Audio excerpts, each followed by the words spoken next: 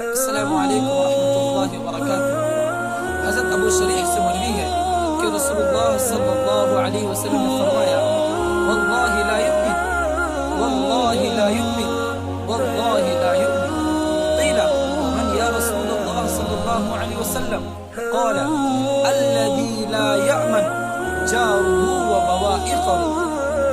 اللہ کے رسول صلی اللہ علیہ وسلم نے فرمایا کہ خدا کی قسم وہ شخص کامل ایمان والا نہیں ہو سکتا، خدا کی قسم وہ شخص کامل ایمان والا نہیں ہو سکتا، خدا کی قسم وہ شخص کامل ایمان والا نہیں ہو سکتا۔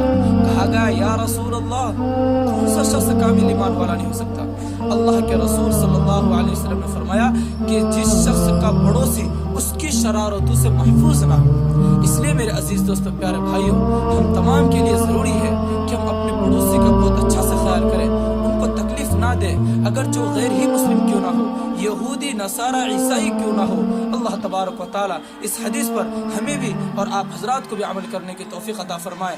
آمین ثم آمین۔ السلام علیکم ورحمۃ اللہ۔